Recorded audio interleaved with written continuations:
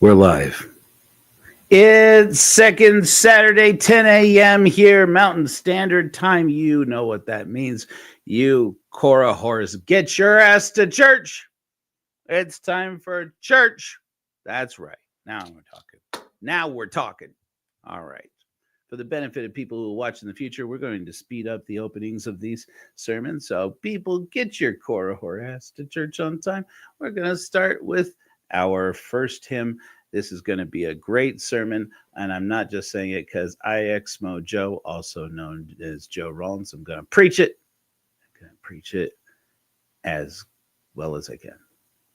And but we're going to start off with an opening hymn. Our opening hymn today is going to be our new video about the update to Rapture 2025, our blanket drive to save people here in northern Utah from the freezing cold. That has also now been expanded to Albuquerque, New Mexico, thanks to Jules Del Sol. And we are looking to ordain somebody in California to head up the California section of the same mission. So I don't know if you've heard, but they are on fire out there. And there are people displaced. They get cold. Even where it's burning up, it gets cold. And it's a particularly cold time.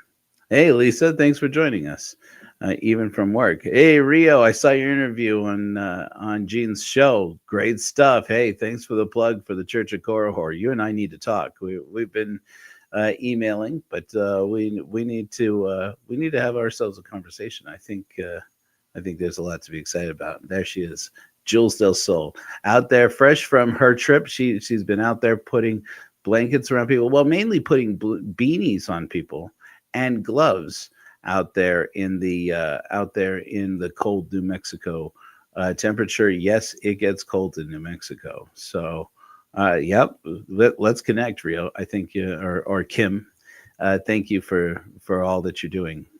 So yeah, let's start with the update to Rapture 2025. I'm hoping to add some of the footage that I now have. Some of the footage from Jules' workout in Albuquerque. I'm hoping by next week we'll be able to add that in as well. So then we're going to get started on sermonizing for the benefit of people who are watching us from the future. Hey, people in the future, don't spoil it for us. All right, here we go.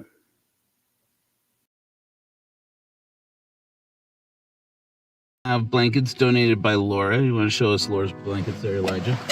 Jenny Gage from Life Take Two, also Second Herald of the Church of Korihor, posted on the Mormon Stories podcast Facebook page that we were gathering out blankets, and this woman, Laura, said, I have them. Like more than half of the blankets that we have distributed so far were gathered by this woman, Laura, who is really connected to the work. Thank you, Laura. Now we are here at City Creek Mall.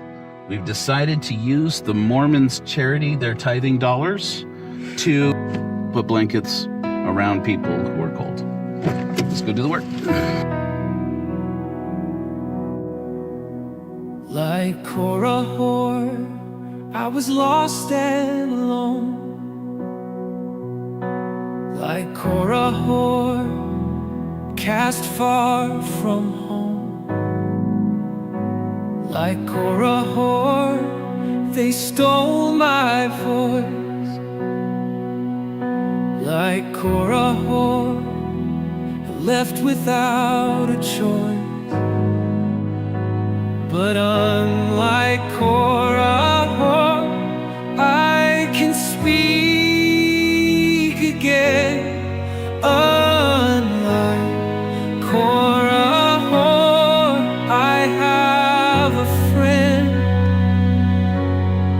in my darkest hour. My hope was renewed, because unlike Korihor,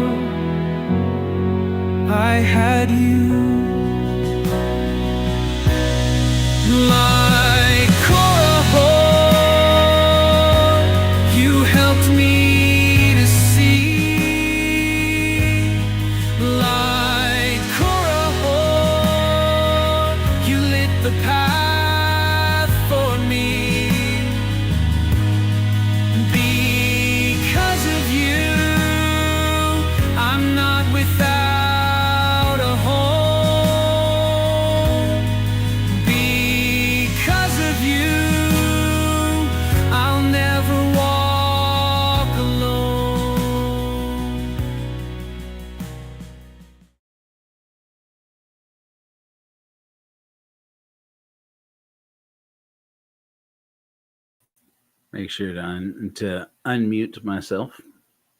I hope that you guys enjoyed that. The work is going forward, and no hallowed hand will stop the work. Uh, I'm planning to make another video in the future that will be more expansive, that has more of this. We've only been at this for 2 weeks, and we've put 55 blankets around people who are unhoused here in northern Utah, in Salt Lake City, mainly. Well, no, pretty much exclusively in Salt Lake City at this point. And it's getting colder out there. We just had our first weekend with real snow here in Utah, and let me tell you, it is getting out there to my car. It is getting to the point where it is terrifyingly cold, and every time I think someone's out there just in it, and they're not going to make it. Somebody out there.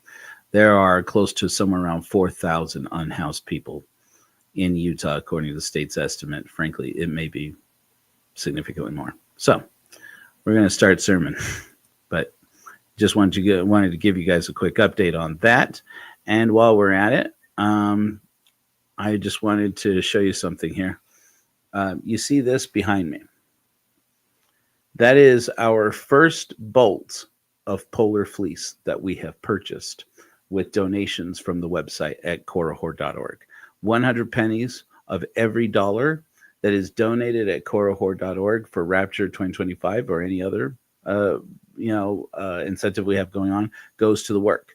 And so we purchased after Aaron Ra and the Ramen podcast got some donations trickling in for us, and we've had a few more since then.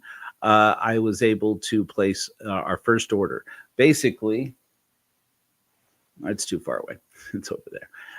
I had purchased a piece of polar fleece at Joann's for $20. I've been showing that pretty much every chance I get. And it was $20 a yard. And it's too expensive. And we will gather up and donate blankets and distribute them. Frankly, that's an effective way to do it right now, but I just don't think we'll get enough.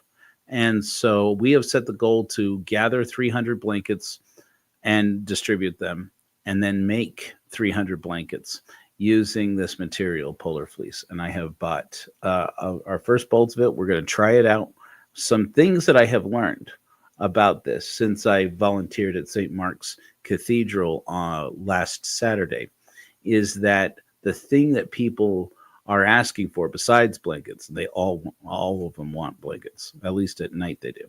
Distributing them by day, I've come to find out there are some people who are like, I don't care about blanket, man. Give me this or that instead.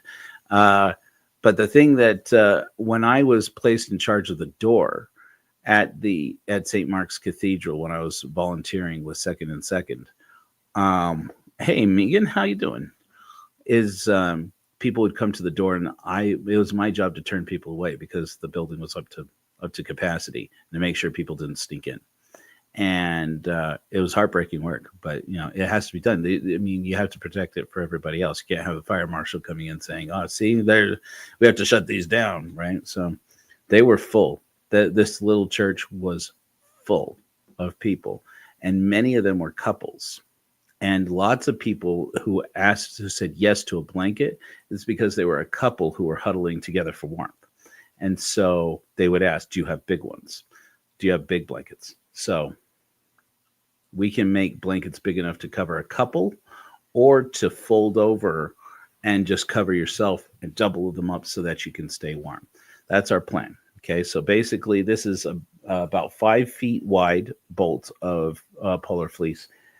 Every yard, buying it direct from the website, this wholesale website, we basically paid $5 a yard. We can place orders for more. If we get a lot of donations, we can get it for less. I think we can get down to like $4 a yard, something like that.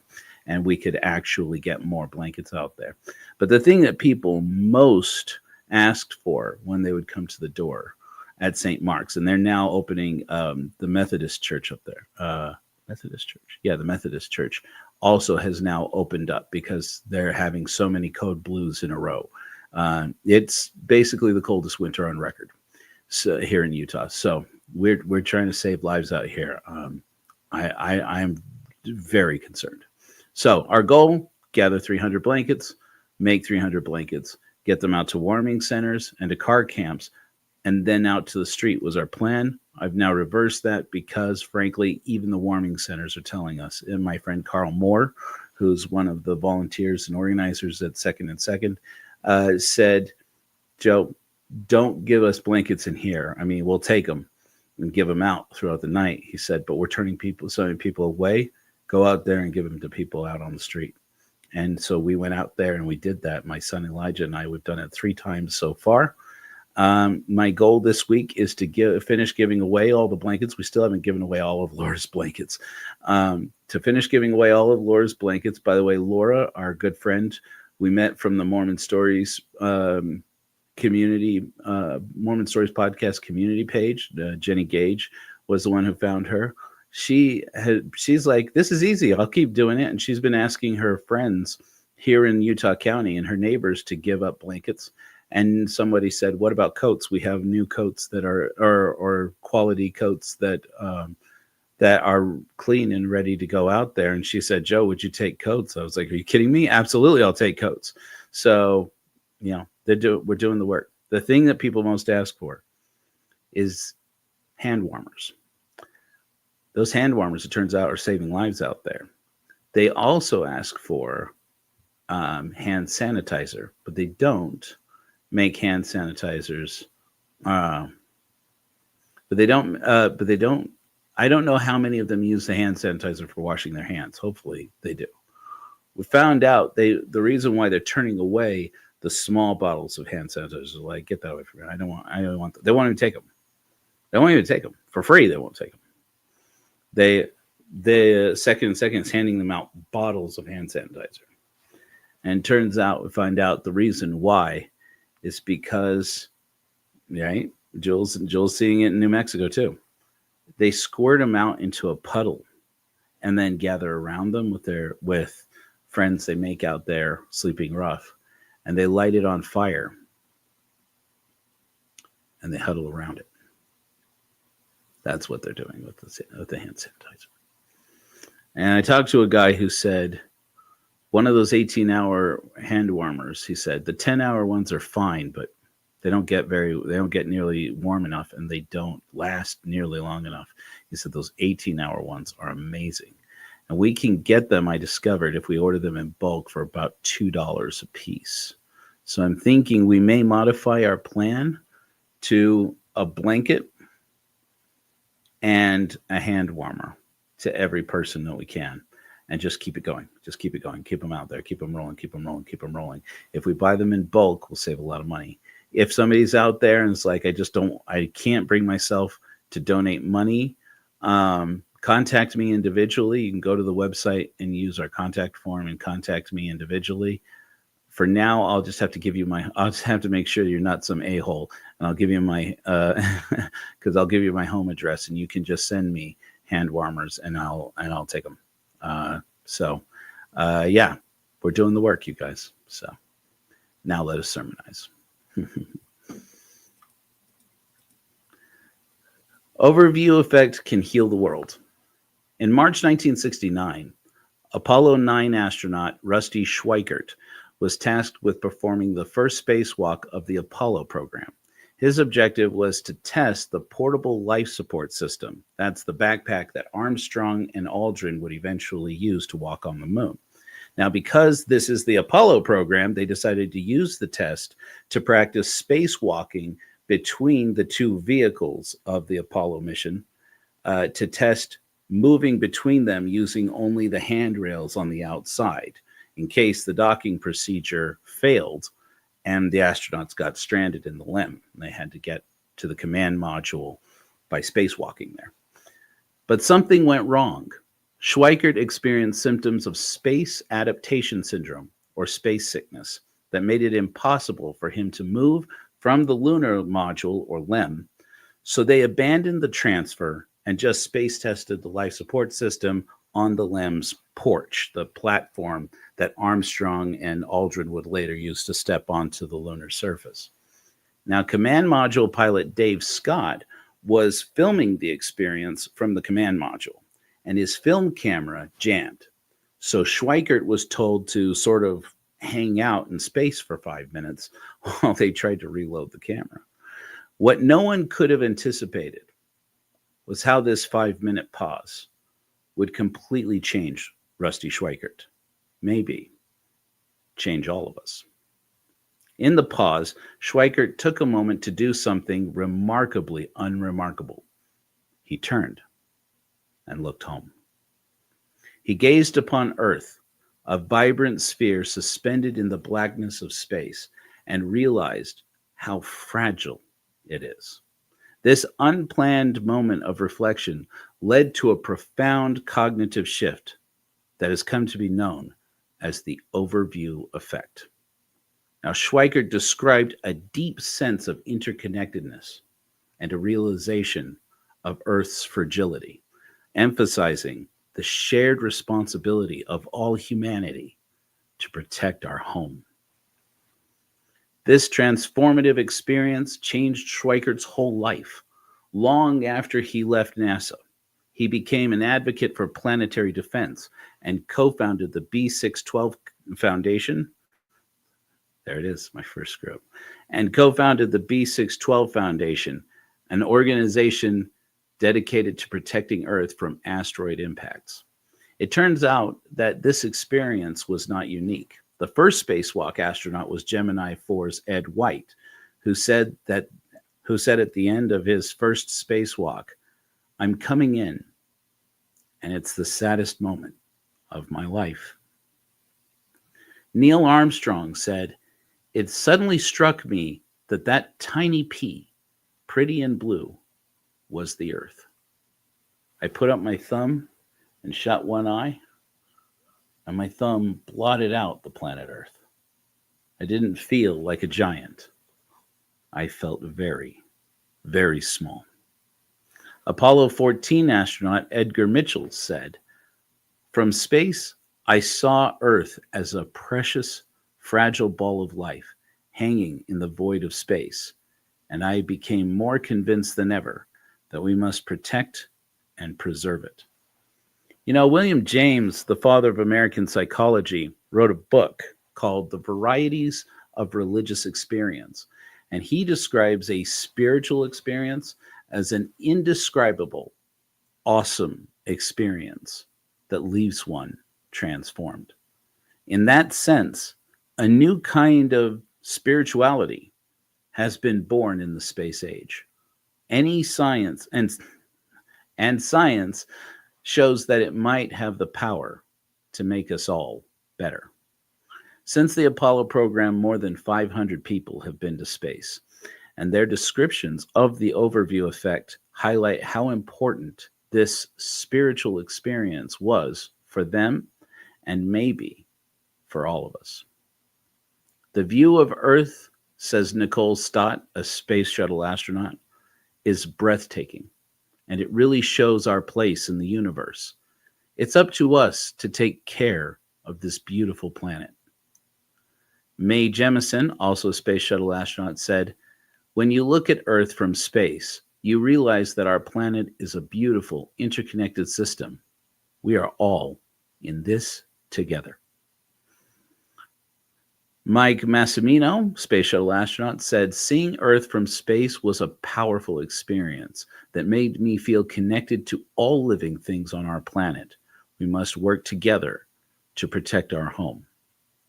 David Saint-Jacques, a Canadian astronaut, said, "The overview effect is a profound experience that changes your perspective on the world.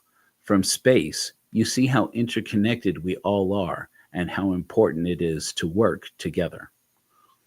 Karen Nyberg, an International Space Station astronaut, said, "From space, you see the beauty and fragility of our planet.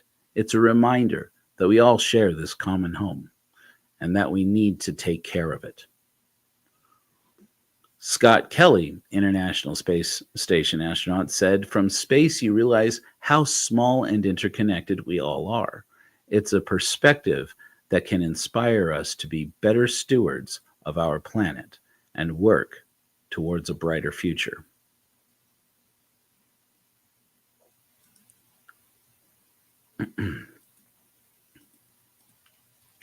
One of the 12 values of Korohorism is eco-stewardship, a responsibility in a godless world to take care of the only home we have. I believe that taking this responsibility not only has the power to protect this fragile ecosystem, but to transform us individually and entirely. While I have never experienced the overview effect, I have experienced Carl Sagan's pale blue dot. On February 14th, 1990, Voyager 1, having completed its primary mission, was nearly 4 billion miles away from Earth, traveling toward the edge of our solar system. At the request of Carl Sagan, NASA commanded Voyager 1 to turn its camera back toward Earth and take one last photograph. This marked the spacecraft's farewell to our solar system. I want to show you that image. Except I closed it. Hold on.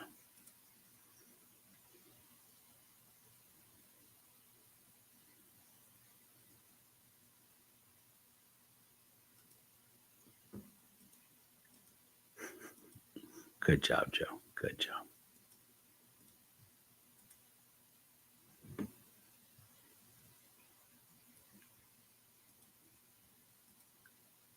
Okay. Let me get this. Make this a little bit bigger here. Oh, well. You might not be able to see it very well, but in this streak of light right there, coming down on the far right of the picture you're looking at, right in the middle of there is a little blue dot. That was so moving and inspiring. Basically, what this is a lens flare that is just happens to be bouncing light of the sun off of one of the metal surfaces on Voyager 1. So, and people at first thought, oh, we missed it. Until Carl Sagan said, you look really closely at that bright streak on the far right, and right in the middle of it, there's this pale blue dot. Just by sheer happenstance, happens to be right in the middle of this. I want to share with you all now that experience of how Carl Sagan describes the pale blue dot in the audiobook version of a book he wrote called The Pale Blue Dot. I'm going to mute my mic, but I'm going to stay on the screen so you can see me experience it. Oh boy, here we go.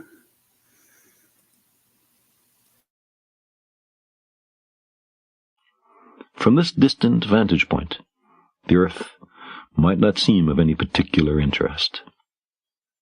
But for us, it's different. Consider again that dot. That's here. That's home. That's us.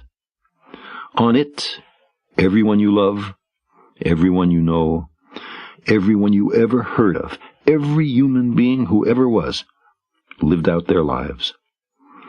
The aggregate of our joy and suffering, thousands of confident religions, ideologies, and economic doctrines, every hunter and forager, every hero and coward, every creator and destroyer of civilization, every king and peasant, every young couple in love, every mother and father, hopeful child, inventor and explorer, every teacher of morals, every corrupt politician, every superstar, every supreme leader, every saint and sinner in the history of our species lived there, on a mote of dust, suspended in a sunbeam.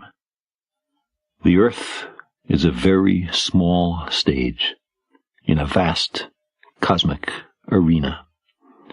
Think of the rivers of blood spilled by all those generals and emperors, so that in glory and triumph they could become the momentary masters of a fraction of a dot. Think of the endless cruelties visited by the inhabitants of one corner of this pixel on the scarcely distinguishable inhabitants of some other corner. How frequent their misunderstandings, how eager they are to kill one another, how fervent their hatreds. our posturings, our imagined self-importance, the delusion that we have some privileged position in the universe, are challenged by this point of pale light. Our planet is a lonely speck in the great enveloping cosmic dark. In our obscurity, in all this vastness, there is no hint that help will come from elsewhere to save us from ourselves. The earth is the only world known so far to harbor life. There is nowhere else, at least in the near future, to which our species could migrate. Visit? Yes. Settle? Not yet. Like it or not, for the moment, the earth is where we make our stand. It has been said that astronomy is a humbling and character-building experience. There is perhaps no better demonstration of the folly of human conceits than this distant image of our tiny world. To me, it underscores our responsibility to deal more kindly with one another and to preserve and cherish the pale blue dot, the only home we've ever known.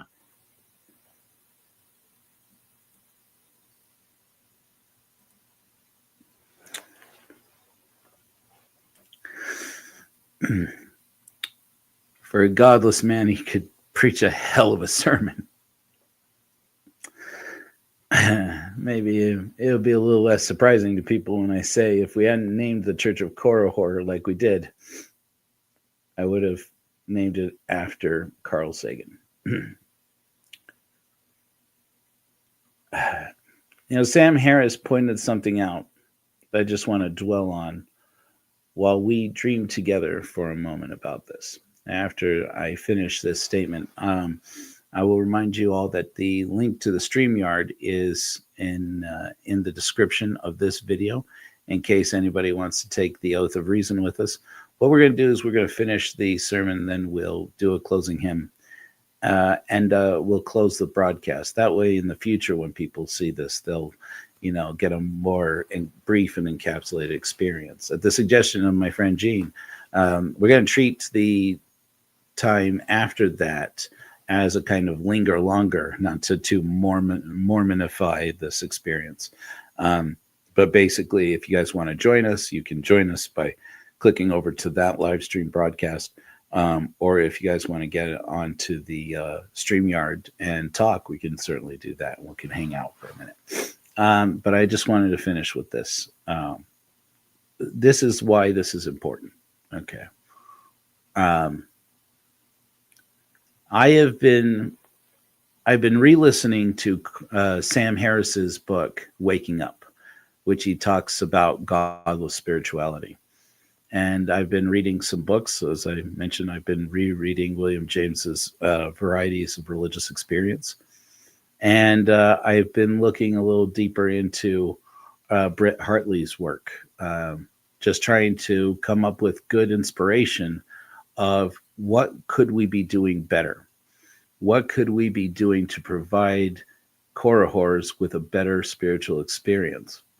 And as I was listening to Waking Up, Sam Harris mentioned that there's scientific research that shows that the parts of the brain where you're able to perceive other people's emotions are diminished in activity among people with autism, people like me.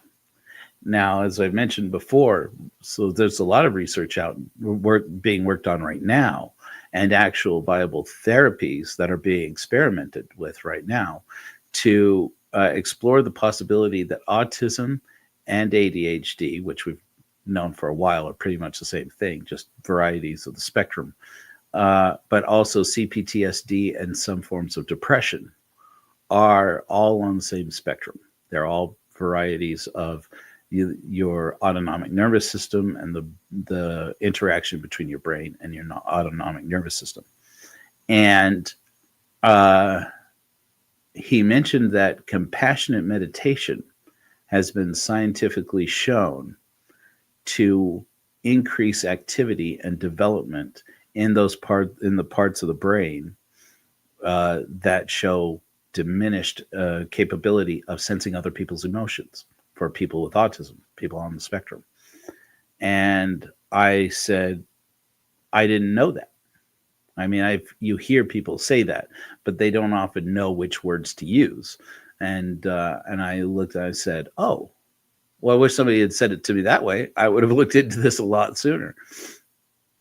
And so I looked into it, and basically there's a kind of meditation that's sometimes called LKM, or loving kindness meditation. That's basically the same meditation as a Buddhist practice known as metta. I believe that some parts of it also involve a process called Tonglen in Buddhism. But basically, what I have seen is that they say that the experience of wonder, of awe, when that diminishes a person's individuality and collapses our individual perspective, our selfish perspective, basically, of the world, and makes us feel more interconnected, and makes us feel more like we are an important part of a community of people, of sentient beings, even. In Tonglen, for example, which is a Buddhist meditation where you take on somebody else's suffering and you inhale their suffering, or you could do it so that you take on your own. Though, as I believe it, that's more of the metta practice. I've been reading about it, and I've been looking into it, and I've been experimenting with it to try and see if there is something that we can glean from the experience that Buddhists are having. The overview effect, interestingly enough,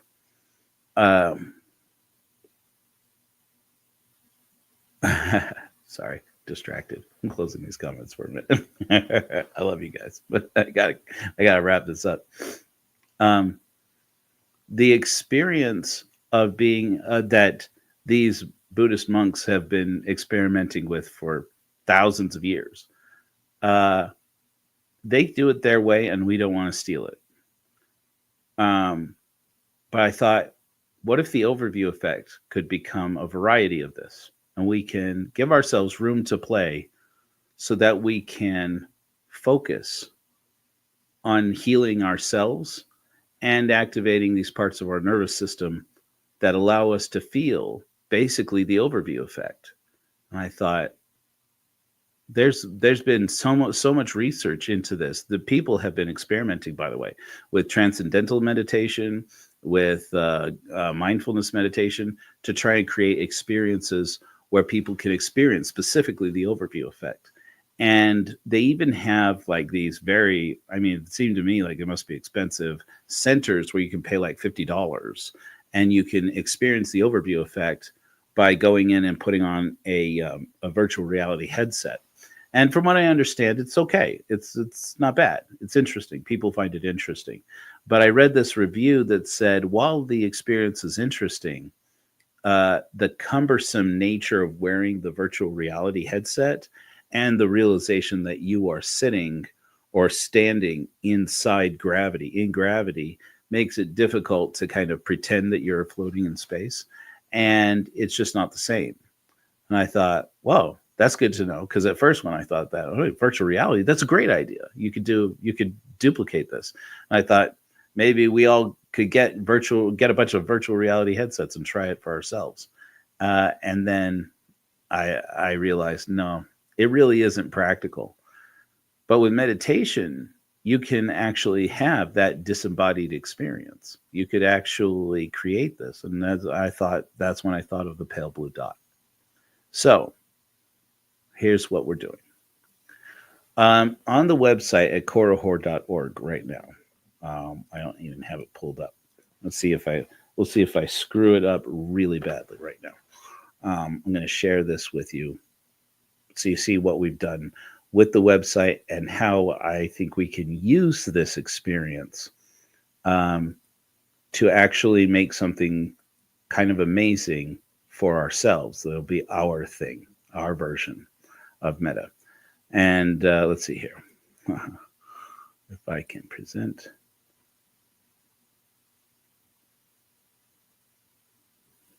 Oh, yeah. I probably have to close this. Remove. Stop screen. There we go. Hold on. This is. I'll get it. I'll get it. I'll get it. Okay, here we go. Okay, everybody see the screen? Let me change the perspective so it focuses more on the screen. Okay, here we go.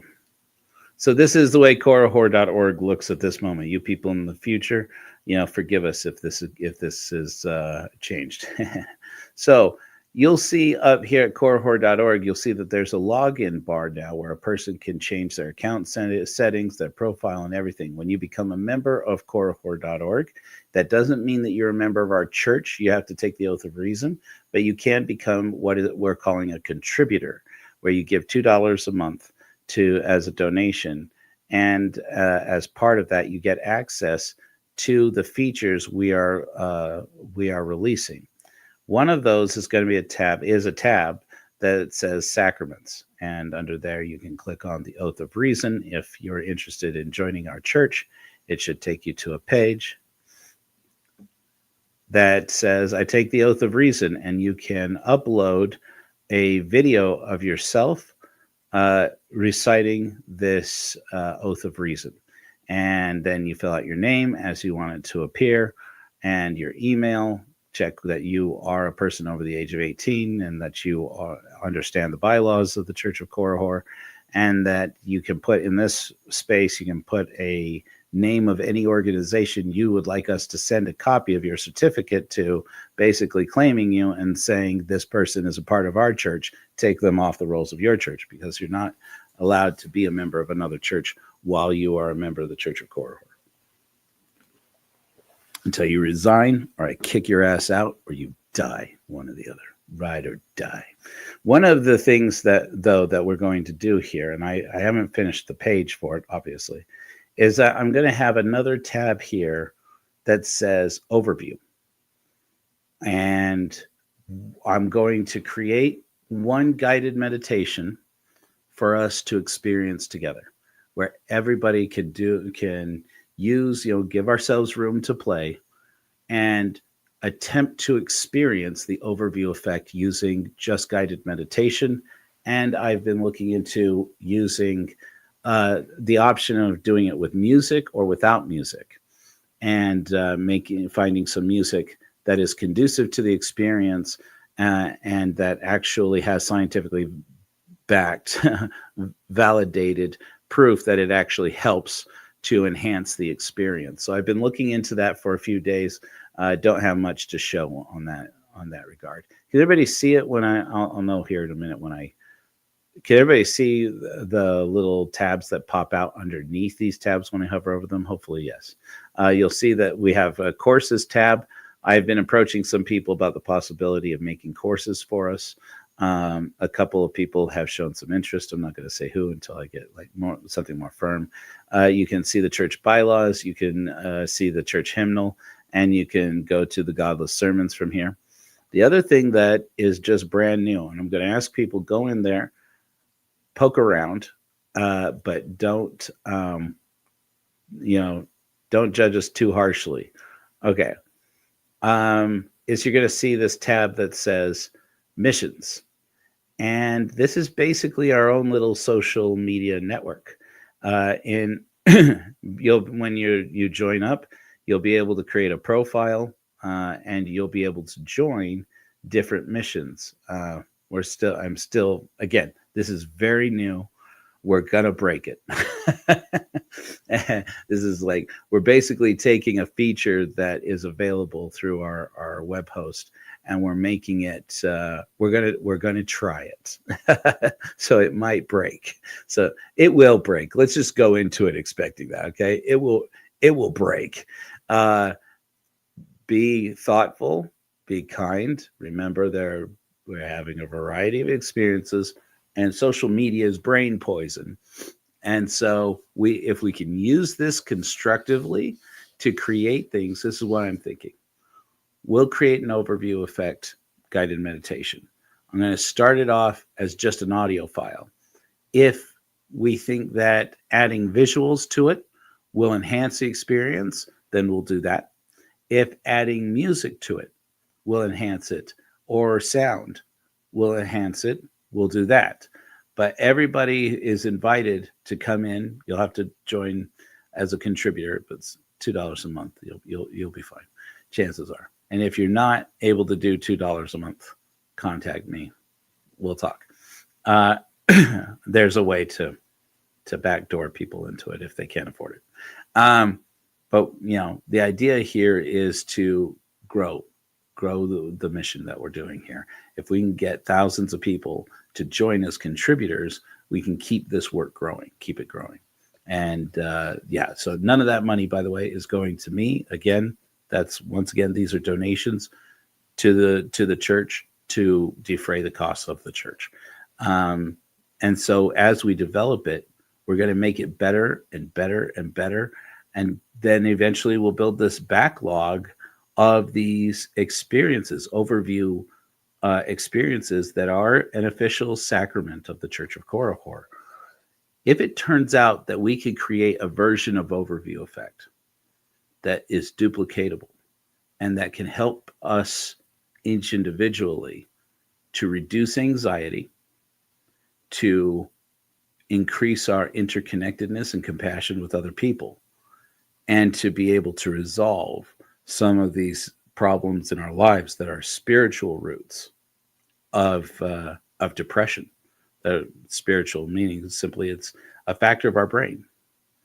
If we can make people be able to experience healing from childhood trauma, do you realize what a difference we would make in the world? Do you realize that the overview effect could help us as a species to decide that we're going to transform and become more responsible stewards of ourselves, of each other, and of the pale blue dot? What if that was 100 people got into this? What if it was 1,000? What if it's 1,000,000? I mean, really think about that. What if it's 1,000,000 people around the world experiencing overview on a regular basis, developing our own nervous system to experience wonder and awe on a grander scale?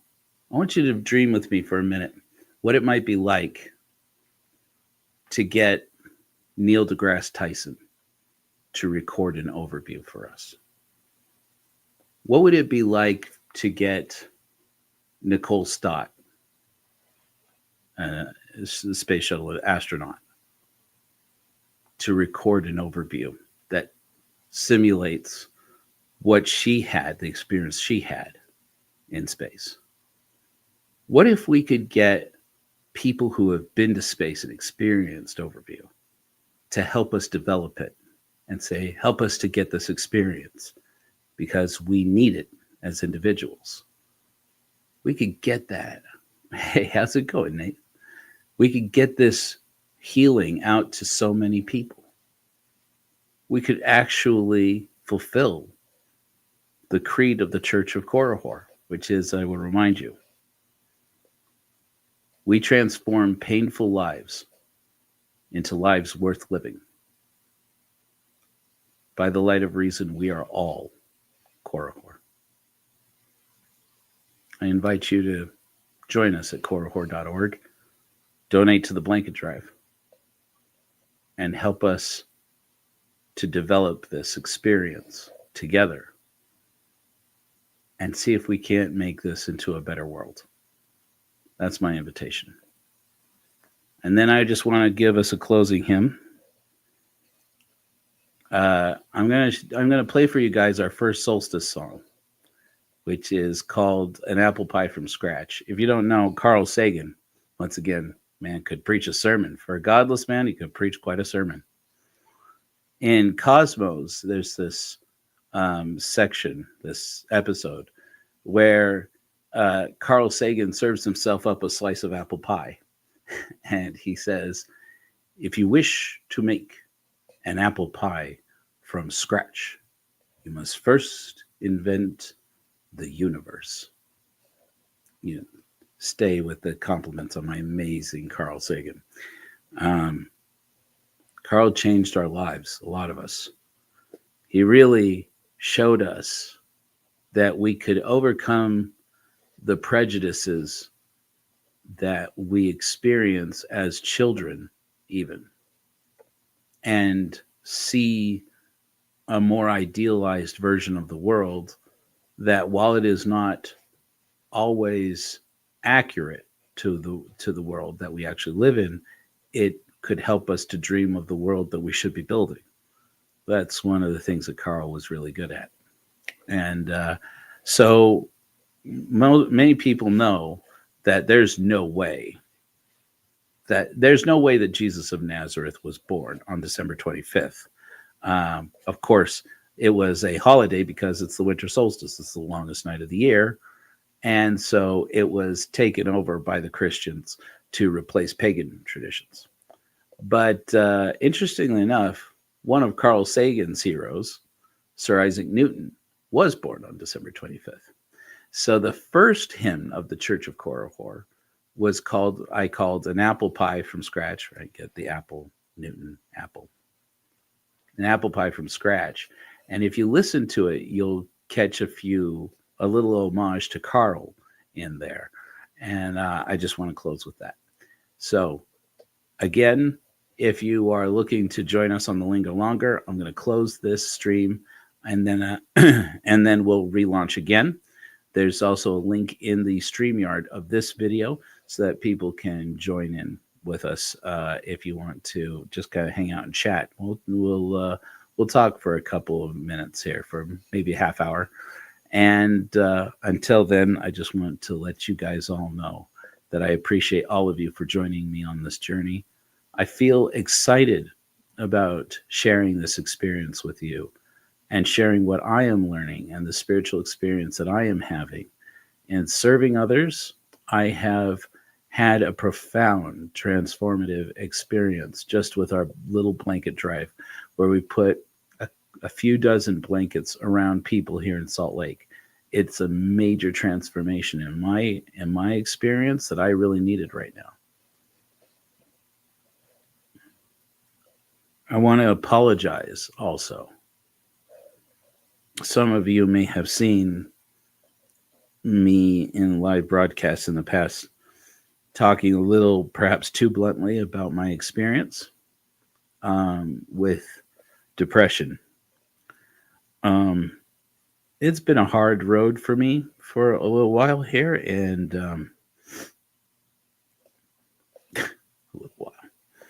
it's been a hard road for me for over 30 years, and I've survived.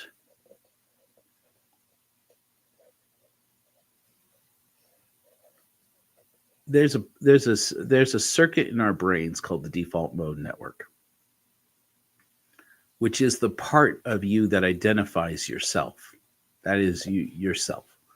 It's also the part of you, the part of your brain that helps you to use your experience to survive. And this default mode network, it is the part that basically says, look, we're just going to live through this. We're just going to survive. And whatever trauma you experience, that default mode network takes over and says, I'm going to survive. And if all of us have, well, probably all of us have that voice in our head that says, you suck. You have no right to experience healing. You are a piece of trash. And hopefully in most children's lives, and this is one of the reasons that one of the 12 values of Corohorism is room to play. Hopefully at some point in your childhood, somebody took you aside and said, don't you listen to that. You matter because you matter to me. You matter because you matter to you. And you just matter. But nobody tells you that when you're a parent. I don't know if you know this.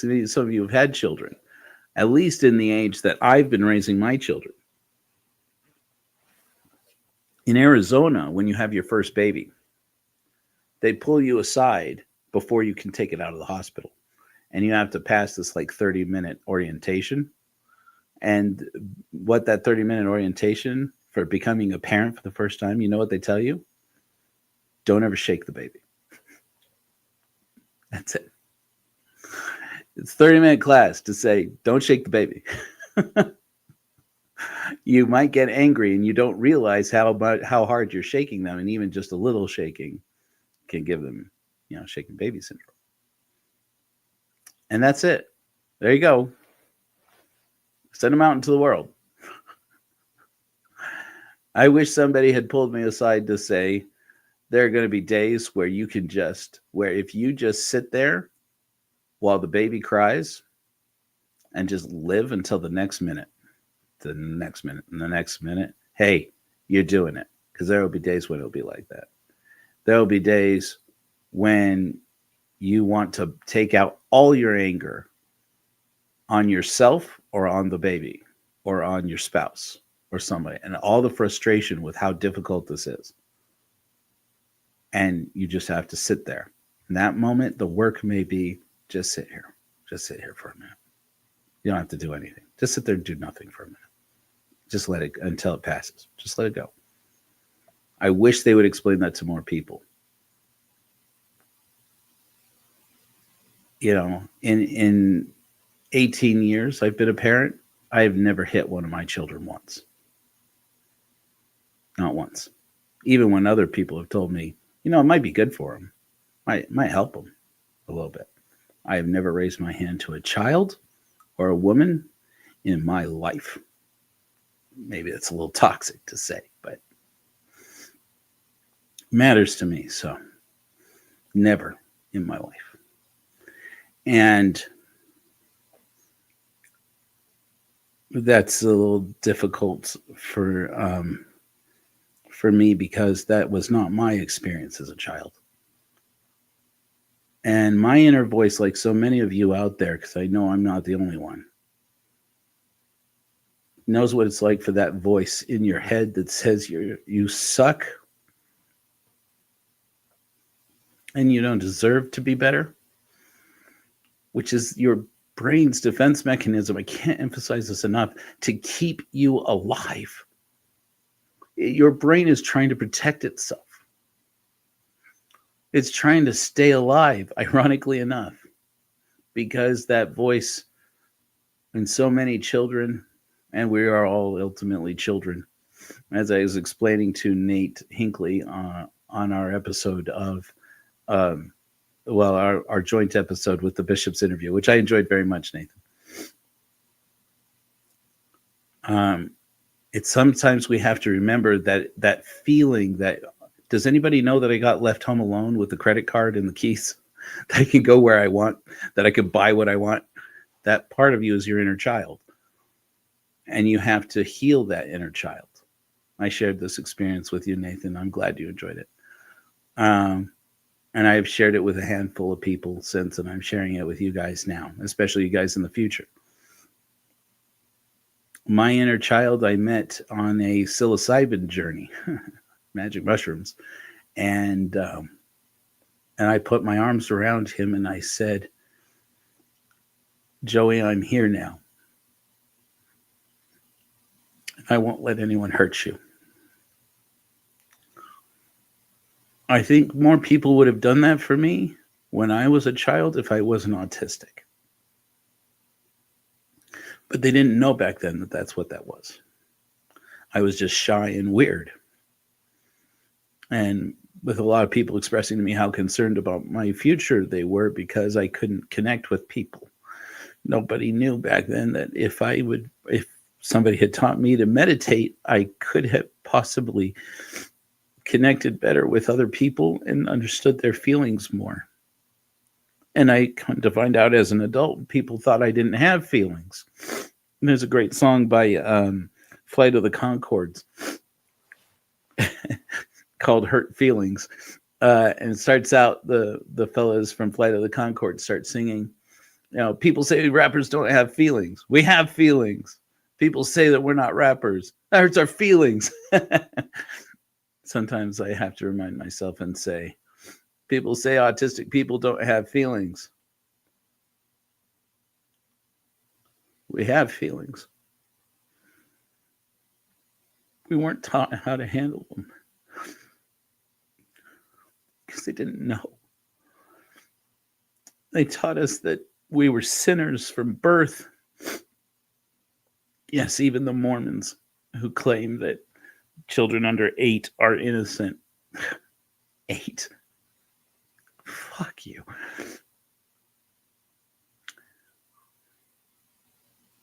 They taught us that we were sinners in need of a savior. They instilled in us a deficit, a debt that had to be repaid just by being born alive. And that was not the message we needed. We needed somebody to pull us aside like a handful of privileged people had to say, listen, don't listen to that voice that says you suck, you don't deserve to heal, you don't deserve to be okay. Don't listen to that. It's just your brain trying to survive. And it knows that the survival of trauma is to be there through the trauma and let it happen to you. And it doesn't know, because our brains are imperfect systems. We are still evolving. And it doesn't know that part of that existing from one minute to the next should be learning to be compassionate with yourself. That's why one of the first things they teach you in these compassionate meditations systems is to love and be compassionate with yourself before you go out there and try to take on other people's suffering and inhale that. You need to deal with and dissolve your suffering. I think that we can do this. I think that we can create our own version. And I suggest we call it Overview for now, until we come up with something better. Now we at least have a community where we can experience it and come up with ideas, while we also talk about how we can do our missions of reason better. How can we serve better? And I hope you guys will teach me how I can serve better. And now I would like to share with you an apple pie from scratch. Remember the pale blue dot, and see if you catch the homages. Hang out if you'd like. Come back to the page, I guess, and see if you can catch us on the Linger Longer if you want. And also anybody who has filled out that form so that you can take the oath of reason is welcome to join us in the StreamYard. Until next time, my friends, flash bright.